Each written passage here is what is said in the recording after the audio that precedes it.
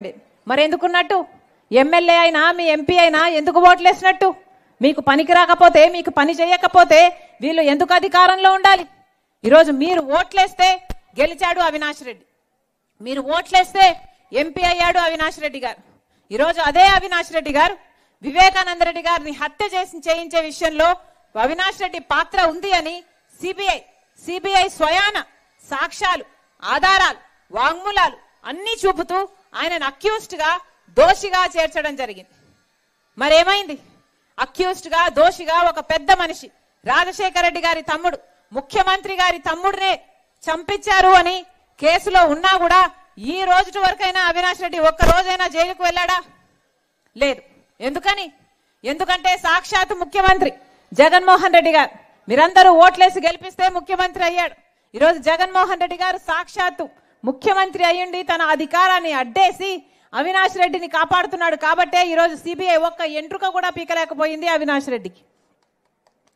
న్యాయమేనా ఇది? ధర్మమేనా ఇది? అధికారం ఇచ్చింది ఎందుకు? జగన్మోహన్ రెడ్డి గారిని నమ్మి ఓట్లేసింది ఎందుకు?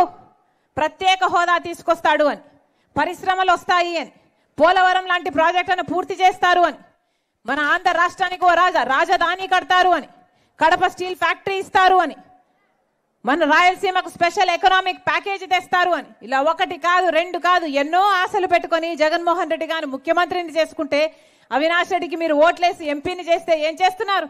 జగన్మోహన్ రెడ్డి గారు మీరిచ్చిన అధికారం చేత ఒక హంతకుణ్ణి కాపాడుతున్నారు.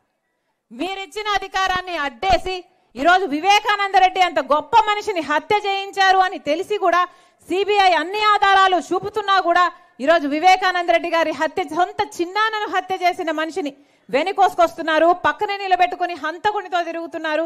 5 సంవత్సరాలుగా ఒక హంతకుని వెనకేసుకొచ్చారు జగన్మోహన్ రెడ్డి గారు.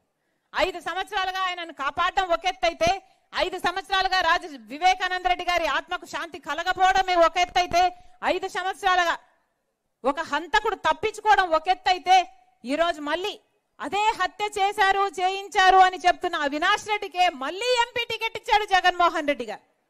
ఇది ఇంకొక ఎత్తు.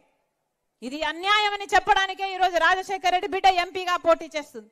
ఇది అన్యాయం కాకపోతే మరి ఏమిటి?